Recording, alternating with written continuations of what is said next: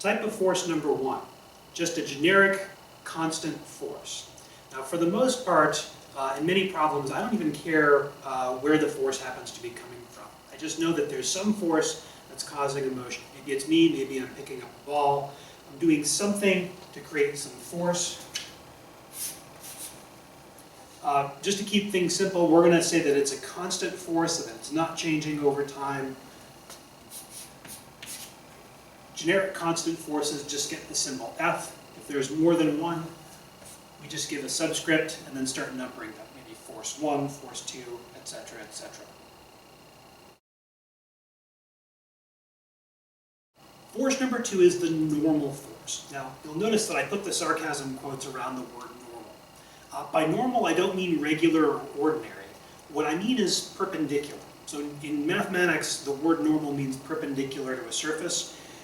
And that's what the normal force is. It's a force that's perpendicular between two surfaces.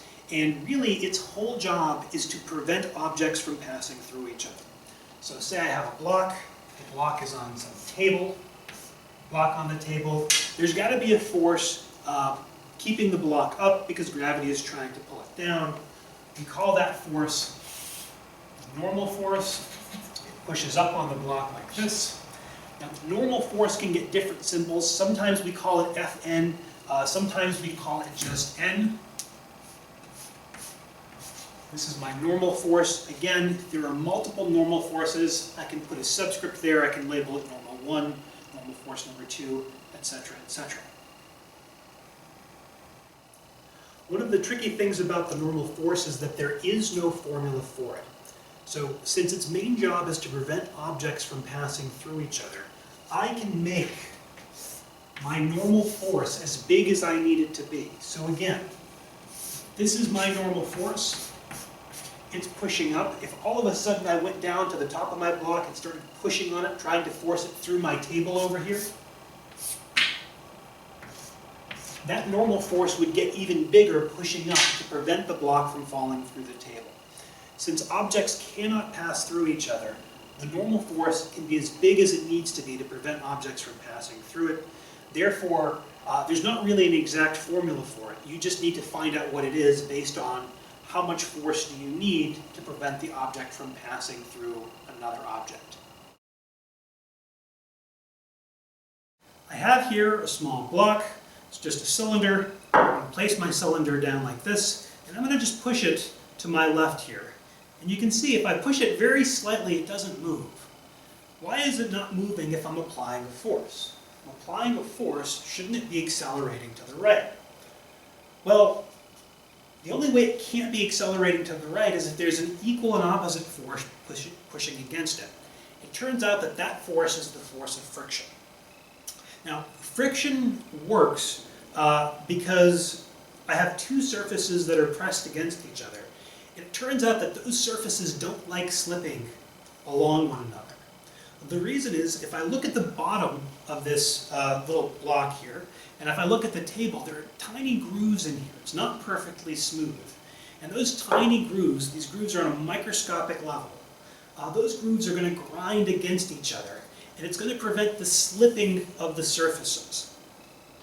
So that's what friction does. Friction prevents slipping between two surfaces, so that if you try to slide across the surface, try to slide this block across the surface, there's some force that's pushing you back. I'm just going to draw that force up there.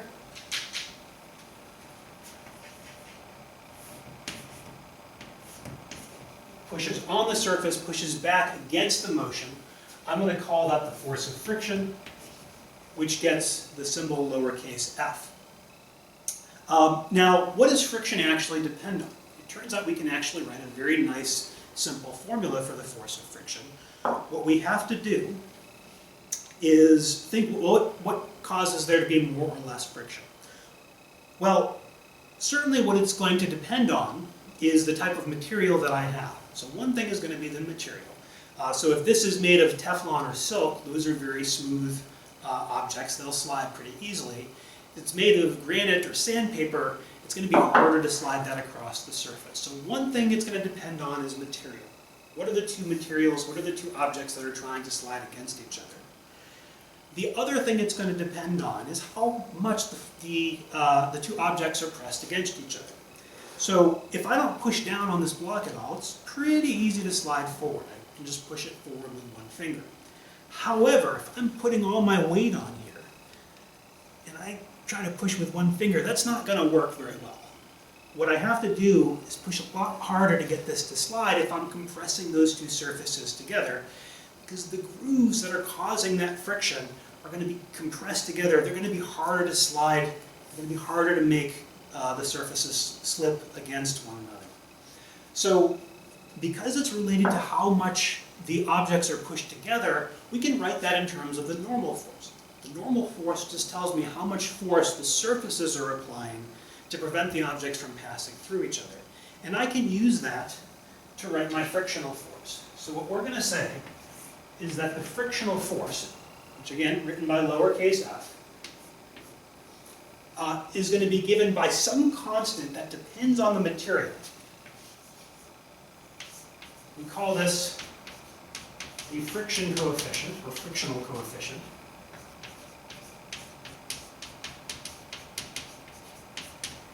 This is a material property, depends on the two materials that are sliding against each other. This is something that you can look up in a table. And it also depends on the normal force, so I'm just going to put my n here. Now, one thing can be kind of tricky. Here's my normal force between the surfaces. One thing that can be kind of tricky is that we say that the frictional force depends on the normal force. It is not true that the frictional force is in the same direction as the normal force. So here, my table is pushing up on the block. It's preventing the block from sliding through the table or from falling through the table. It's pushing up. But the frictional force is pushing to the left. If I'm trying to push the block to the right, the frictional force has to be pushing back to the left. So we have this coefficient of friction, and we have this normal force. That is what determines what the force of friction is going to be. There's one more consideration we have to give for friction. Specifically, friction depends on whether or not the object is moving and how it's moving. So if I look here, if I am not actually pushing, if I'm not pushing the block enough where it can move, we would say the situation is static because nothing is changing. So it turns out I get a coefficient for static friction.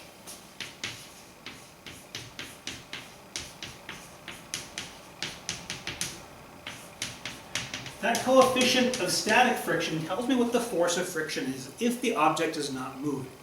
If it's not moving, you can imagine that those grooves in the bottom surface of the block here are wedged into the grooves on the table, so that they're stuck in there pretty good.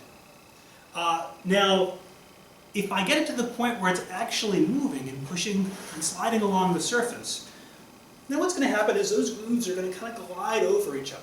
They're still going to bang into other grooves. But you would expect that if the grooves are kind of jumping over the surface, that maybe I'm not going to get as much force pushing back. So I get a different coefficient of friction. I get a different frictional force, a smaller frictional force, if the block is actually moving. So what we can do is we can write mu sub k and give a different coefficient of friction for these two materials. This is my coefficient of kinetic friction. Again, you can look all of these up in a table. There's one more coefficient of friction we might deal with in class. That's the coefficient of rolling friction. So if my object is rolling, then the surface is going to be pushing back in a little bit of a different way. My object is trying to roll along the surface. So really, I still have those grooves in the block and on the table that are pushing against each other. But now the grinding is happening as it's rolling along the surface. It's not really slipping, it's just kind of rolling along. If that's the case, we have one more type of friction. one more coefficient. We're going to call this the coefficient of rolling friction.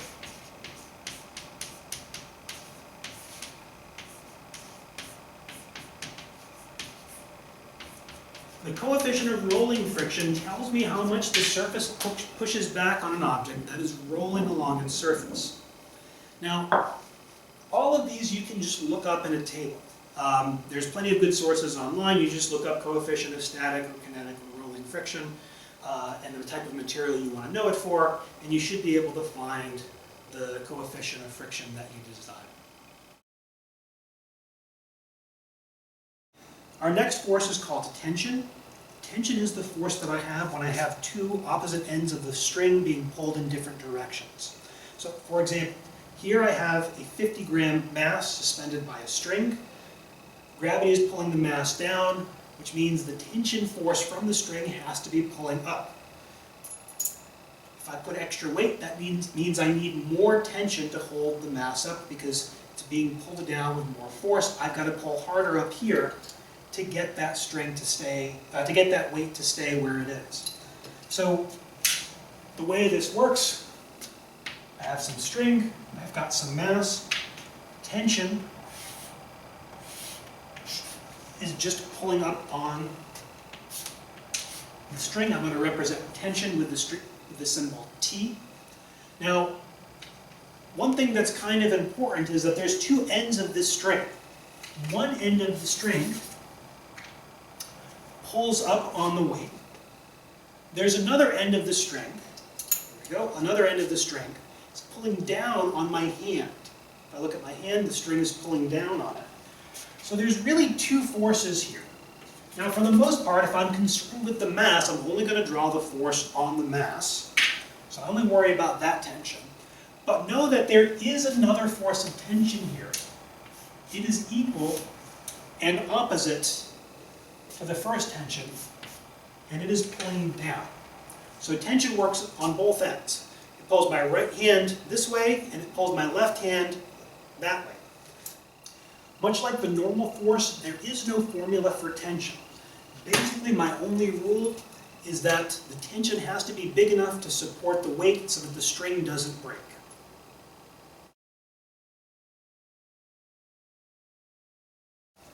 When I go for a run, I can feel the wind in my face. If you've ever been for a run, especially if you have long hair, you can feel your hair being pushed by the wind in the back. You can feel the wind on your face.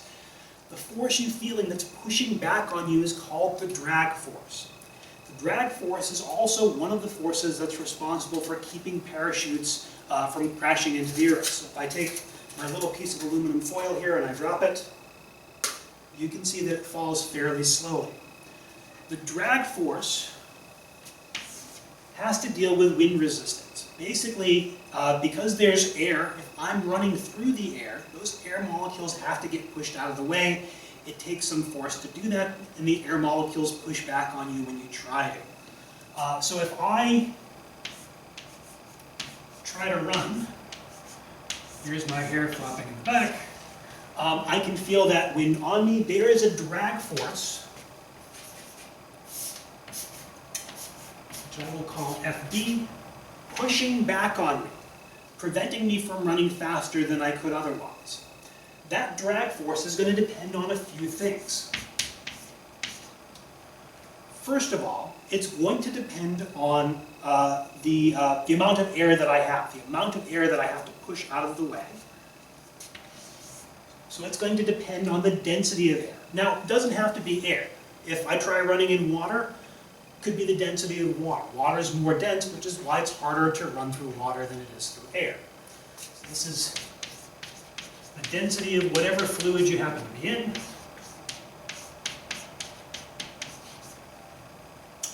The next thing it's going to depend on is the shape of the object. The shape of the object, it's hard to quantify shape in a nice, easy way. So to deal with that, we put this term here. This is C sub d. This is called my drag coefficient.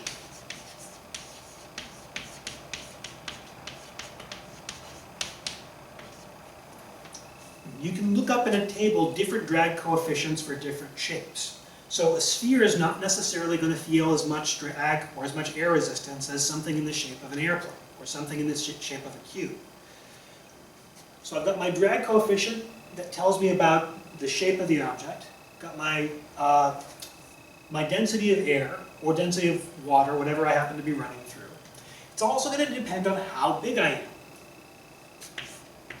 So it'll depend on my area. So my area here, this would be my cross-sectional area of the person. The area tells me how much air I have to push out of the way. If I have a bigger area, I've got to push more air out of the way in order for me to move forward. So I've got my drag coefficient, my density of air, the area of the object I'm trying to push through the air. Finally, it's going to depend on how fast I'm going. So what's the drag coefficient? What's the drag force on me right now? It's 0. I'm not moving. I don't feel any drag force pushing me in any direction. I'm only going to feel that drag force if I'm moving very, very quickly. So to account for that, we have to put in the velocity here. We're actually going to put in the velocity squared. This is almost exactly the form of our drag force. I'm missing one thing. There's a factor of 1/2 out in front. So again, let's look at what goes into our drag force equation here. We've got the drag coefficient that tells me how much force I get for a given shape. We've got the density of whatever I happen to be running through. Could be air, could be water. You could be, if you're on some foreign planet, maybe you're in vacuum, so an astronaut doesn't have any drag force if he's in outer space because there's no air there. I've got the area of the object that I'm trying to pass through. It could be a parachute that is dropping down through the atmosphere. It could be my body if I'm trying to run really fast in a race. And then finally, we have the velocity or the speed here to tell me how fast I'm trying to move. If I'm running faster, if I'm running really fast, if I'm trying to break the sound barrier, I'm going to have a huge force pushing back on me because I have to move the air molecules out of the way very, very fast. Very, very quickly. This is our drag force. Our next force is the harmonic or spring force. So here, I have a spring. I've got a 50-gram mass on the spring. Now we can see, if I'm careful with this, my spring is pretty much in equilibrium right here. It's pretty much staying still. Now, if I move it away from this equilibrium position, you can see the spring, the mass on the spring is going to bounce up and down. Now, the fact that it's bouncing up and down means that it's been disturbed from equilibrium. It's going to go up and down because what's happening? If I stretch it too far, the spring wants to pull the mass back. If I pull it too high, gravity is going to pull the mass down. But there's this nice sweet spot in the middle where it's nice and happy. That's called the equilibrium position. So, how can we describe motion on a spring? Here, I've got my spring. There is a force that is trying to restore my mass to its equilibrium position. Now, let's say my mass wants to be here. This is where we would call, this is what we would call the equilibrium position. Now, my mass has been pulled too far down. Further down from equilibrium, it's this far down. I'll call this distance x. It wants to get, the spring is stretched too far, it's going to pull that mass back up. So the amount of force I have should depend on that x. If x is 0, so we're right at the equilibrium position, I won't get any spring force trying to restore the position to equilibrium because it's already there. So we can write that my spring force is going to be, it's going to depend on x. Now notice, x here is negative because I've pulled it down. Let's just, for argument's sake, define up to be positive, per usual. If up is positive, I have pulled my mass down below equilibrium, so x is going to be negative. But the force up is positive. The force is in the opposite direction as x. Sometimes we call x the displacement because I've displaced the spring from equilibrium. So my force is in the opposite direction as the displacement. So I'm going to put a negative sign here because the force is in the opposite direction. Whatever x is, we're going to flip that, that displacement to get the force. Force and displacement are in opposite directions. The last thing is it's going to depend on how stiff my spring is. If I have a really, really taut spring that's hard to stretch, I'm going to get a bigger force for the same x as if I have a loose, compared to if I have a loose spring. The stiffness, or sometimes called the spring constant, is given by this k. So this is our equation. Again, we have this as our displacement. That's just a distance in meters. I've got this stiffness K, known as the stiffness again, or sometimes called the spring constant.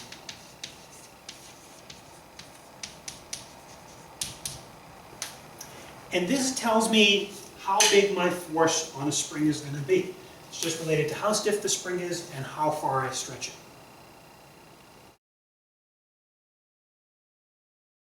Now you may have noticed my little sarcasm quotes around the word spring. The reason I put those there is because although we call this the spring force, the equation for the spring force is applicable to many different physical systems, not just springs. So, for example, just some simple examples off the top of my head. Let's say you're at a pool party, you've got your little brother who's playing around in an inner tube. Here's your little brother. They're taller than would be if you were actually your little brother, but floating in an inner tube. Well, that inner tube has its own equilibrium. It wants to be floating on the water. If you push it down under the water, it's going to come bouncing back up. If you pull it above the water, it's going to come back down. It has its own equilibrium position, and it will bounce up and down much like a spring does, much like a mass on a spring does, if you just displace it a little bit from its equilibrium position. Other situations. If I look at, we don't even have to go too far, just go outside, look at a tree branch. Tree branches in the wind start to blow up and down. The reason they blow up and down, well, there's an equilibrium position for the tree branch. If the wind blows it down, there's going to be a restoring force that wants to return it back to that equilibrium position. Other things, if I'm designing a plane, all mechanical objects, any mechanical object has some equilibrium position. So if I look at my plane's wings also act like springs. They're going to vibrate up and down to a certain degree. And if you're a mechanical engineer, you want to make sure, or an aeronautics engineer, you want to make sure that vibration is such that the plane is not going to come crashing down. You want to make sure that the plane is still stable even with a little bit of vibration. So you want to control that. Other things, if you're a chemist, let's just take a molecule. Take a simple molecule, like hydrogen gas. Well, that molecular bond is going to act like a spring. All molecular bonds. All chemical bonds of any type, ionic, covalent, hydrogen bonds, they act like springs to certain degrees. So if I take this bond length and I stretch it a little bit, well, I moved it away from equilibrium, those hydrogen atoms are going to slosh back and forth, vibrating because there's a restoring force that wants to return the system to equilibrium. Electrical systems do this. Let's say if you open up any piece of electronics equipment, there's a good chance you'll find what's known as a capacitor. Capacitor is basically some pieces of metal that have charge on them. Let's put some charge on this. Positive and negative electrical charges. Those charges can go sloshing back and forth, much like a harmonic oscillator. And all of these systems, all of them, follow the same very simple physics equation. There's some force that is going to try to bring the system back to equilibrium. And that force is related to whatever the stiffness of the spring is. The spring could be airplane wings, it could be a tree branch, it could be a molecular bond, it doesn't have to be a physical spring. but there's some stiffness associated with that, and there's some displacement away from equilibrium. This idea that you can have some restoring force returning you to equilibrium is very, very powerful. It shows up in all different areas of physics and in everyday life. We've covered half a dozen forces or so. So you might be finding yourself asking, well, how many forces are there? It turns out, well, try this one more time. We've covered half a dozen forces or so. At this point, you might find yourself asking, how many forces are there? Now, to a certain degree, it depends on how you count the forces. But most physicists would say there's really only 4 forces. Those forces are the gravitational force,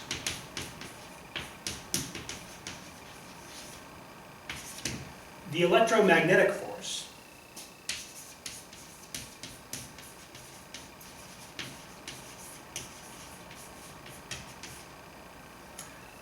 the strong force,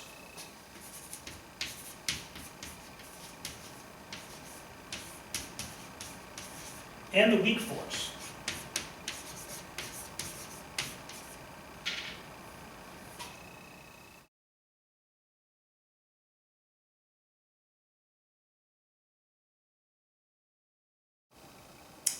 Fundamental forces work a little bit differently than most of the forces we have experience with. So for example, here's a ball.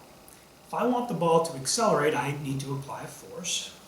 And to do that, I push on it. Right? But by pushing on it, I actually physically need to be in contact with it to get the ball to accelerate. As soon as I let the ball go, I cannot cause the ball to accelerate. It might accelerate because there's wind or friction, but for me to accelerate the ball, I physically need to be in contact with it. These are what are known as contact forces because you have to be in contact in order to cause them. Fundamental forces don't require you to be in contact. They work in a different way. So let's take gravity as an example. Here's a ball. Again, if I want this ball to accelerate, normally I have to push on it. But if I just let it go, here, not moving, I let it go, it accelerates down. Nothing's physically attached to the ball. Nothing's in contact with it. Why is it going down? Why does it accelerate if nothing is physically pushing it? Well, the reason is that the Earth, even though it's not touching the ball, can still pull on it through gravity.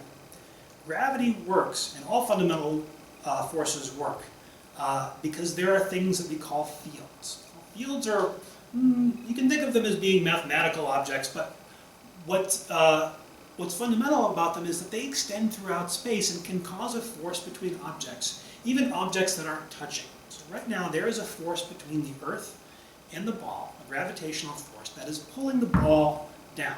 It's also pulling the ball up, but the Earth is much larger, so I don't notice the Earth accelerating. There's gravitational forces between every object in the universe. Right? There's one between the ball and the Earth, there's one between the ball and the Eiffel Tower, there's one between the Earth and the Moon, which is what keeps the Moon in orbit around the Earth. The Moon doesn't have to be in contact with the Earth for that force to be there. Now, gravity is not the only force that does this. All fundamental forces work through fields.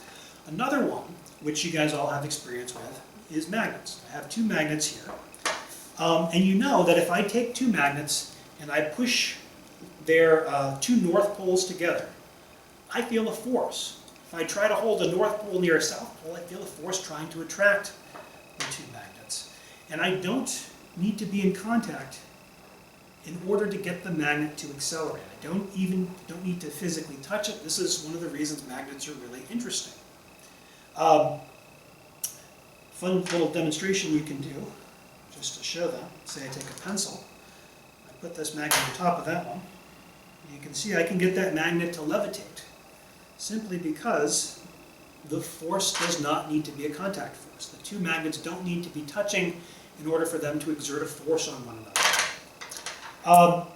So that magnetism force works through fields, magnetic fields. Gravitational force works through gravitational fields. The electric force also works through fields. I've got here a a string with just a tiny piece of tinfoil attached to it. And I have here a piece of PVC pipe and a paper towel. If I rub the PVC pipe on the paper towel, I can get some static electrical charge built up on there. And we can see that my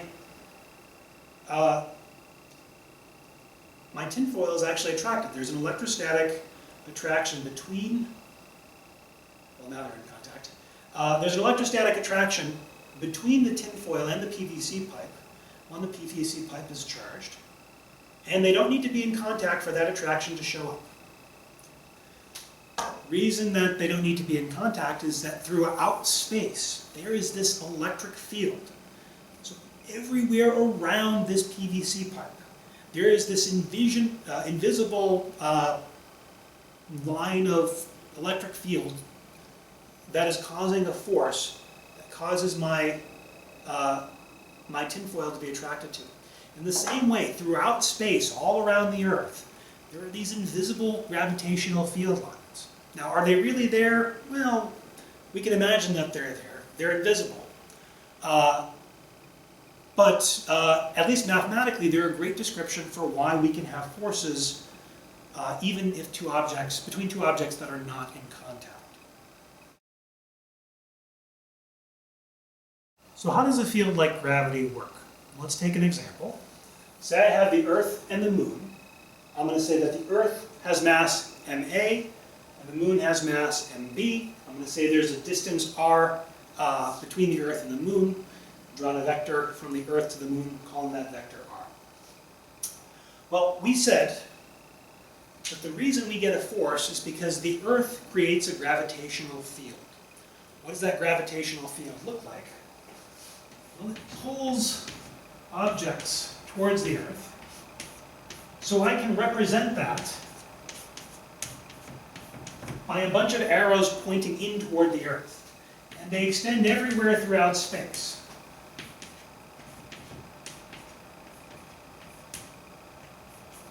Pulling objects towards the Earth. Now, how do I describe that field? Well, I'm going to describe it using a fairly simple equation. This was something that was measured by Cavendish a very long time ago, Henry Cavendish, and I want to say the 1800s. But we want to measure that gravitational field, which I'm going to call little g. The gravitational field is going to have units of meters per second squared.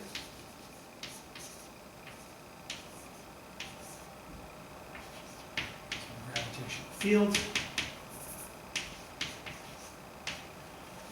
And it's going to depend on a few things. We're going to calculate the gravitational field from the Earth and see how that affects the Moon.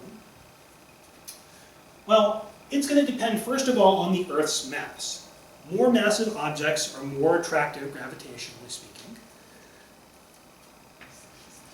So it's going to depend on the Earth's mass, which I've called ma.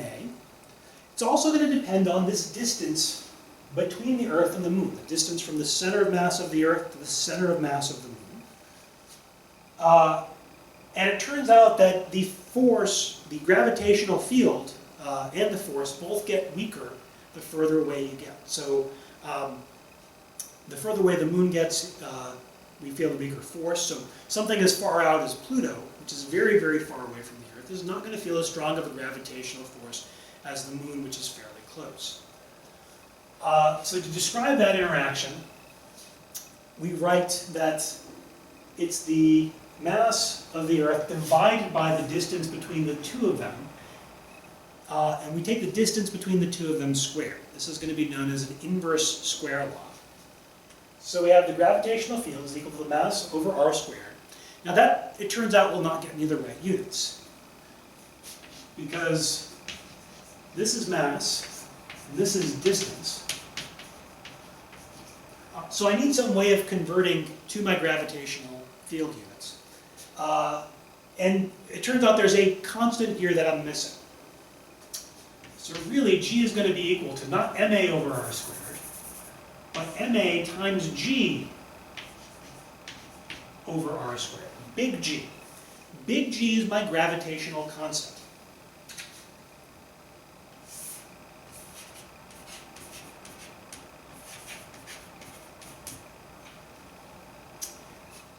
If I know my gravitational constant, I can measure the gravitational force between things, and then you figure out a whole bunch of interesting physical quantities. We can measure the mass of the Earth, the mass of the Sun, pretty much the mass of everything in the universe.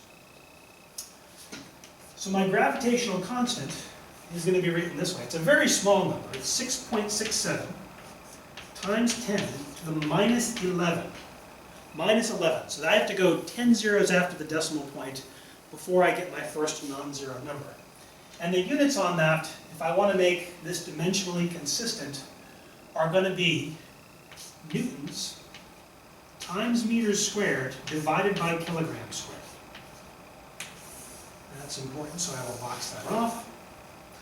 Furthermore, my gravitational field equation, also important, so I box that off. That tells me how big my gravitational field is at any point in space. So near the Earth, when r is small, dividing by a small number, I get a big gravitational field. Further away from the Earth, where r gets very, very large, I'm dividing by a big number, so my gravitational field gets weaker and weaker. Now that tells me about the field, it doesn't tell me about the force. So the fundamental rule for working with forces, fundamental forces, is that objects create fields, and those fields create the forces. How does this field create a force? Well, the gravitational force, now this is the force on B. On the moon, which in this case I have labeled object B. Gravitational force on B. It's a very simple equation. It's just equal to the mass of B times the gravitational field that it feels. So out at the moon, there's some gravitational field that the moon is feeling. The force that the moon is going to feel depends on its own mass and that gravitational field. That's it. Masses create gravitational fields. Those gravitational fields pull on other masses with a force given by that equation.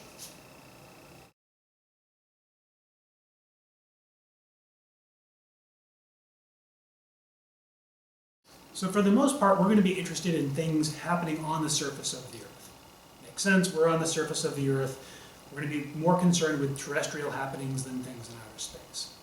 So how do we figure out the gravitational field at Earth's surface? Well, if we knew the mass of the Earth, we could plug in to get the gravitational field at the surface of the Earth, because we know what g is, we know what the radius of the Earth is, we can measure that through geometry, we can figure out g, but we don't necessarily know the mass of the Earth. The other way to figure out what the gravitational field is to measure. So let's say I take a ball, I drop the ball, or a piece of chalk, drop the piece of chalk. I know that it's going to feel a force downward. And I can use Newton's second law to figure out what exactly that force is going to be. So just like I do in any force problem, I've drawn my picture. I've made a free body diagram, the force of gravity pulling down on the center of mass of the object. I'm going to sum up my forces. Well, I really only have one force. I have mg pointing down. I have force of gravity equals mg pointing down. That's minus mg. And that's going to equal the mass times the acceleration. So mass times the acceleration has got to equal negative mg. Well, the mass of the chalk, mass of the chalk appears in both cases here, both on the left side and the right side. So it's got to be true that my gravitational field is just equal to the negative of the acceleration. Now, for this reason, sometimes you call the gravitational field the acceleration of gravity. This only works at the surface of the Earth. If we're on the moon, you have a different gravitational acceleration than you do on the Earth. If memory serves, I think it's about 1/6.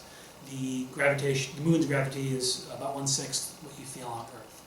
But just by measuring the acceleration of gravity on the surface of the Earth, we can figure out this gravitational field, which means we can measure what the mass of the Earth is.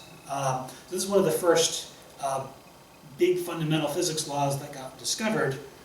When Cavendish was able to measure this force law, he was able to figure out not only the mass of the Earth, but also the mass of the Sun and the mass of other heavenly bodies.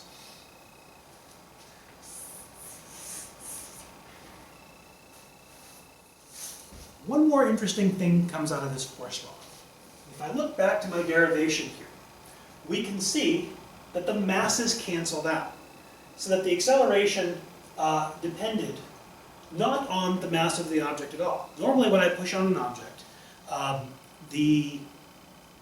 a heavier object is going to accelerate less than a light object, an object that doesn't weigh very much.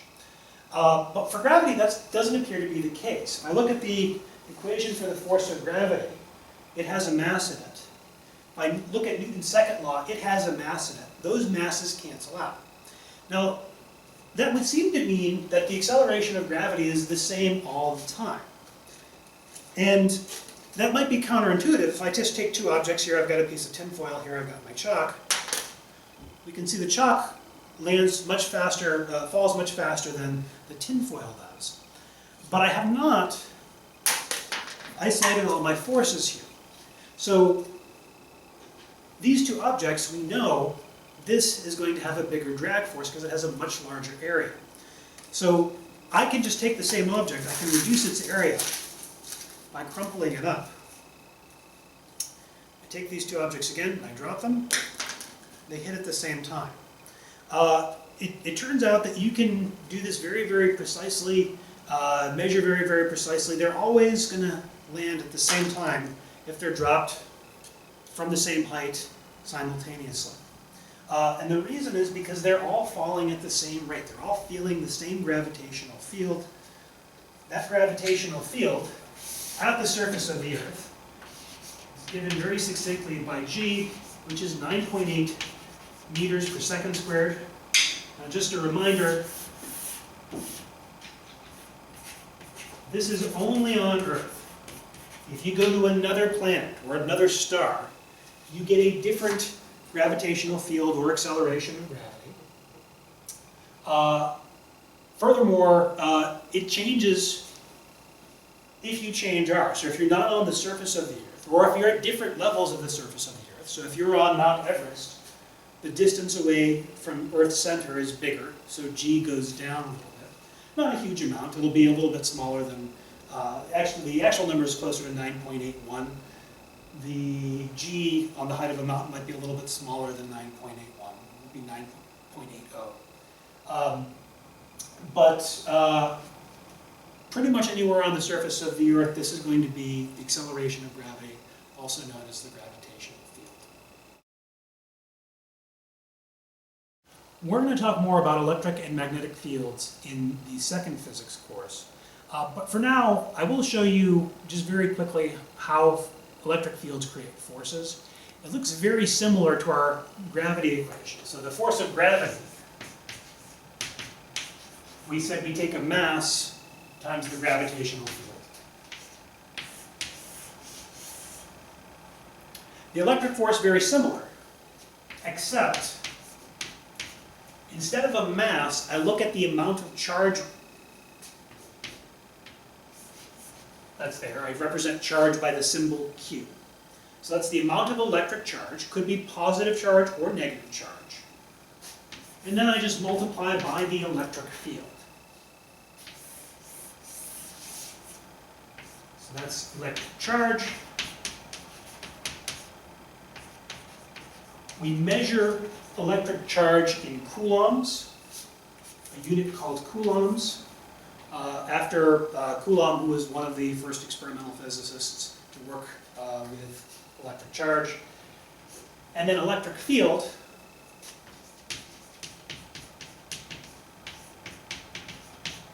well, if I have newtons for my force, and I have charge measured in coulombs, Electric field units are just newtons per coulomb. That's as far as I want to go for now. We'll talk more about this in the second course that you'll take in physics.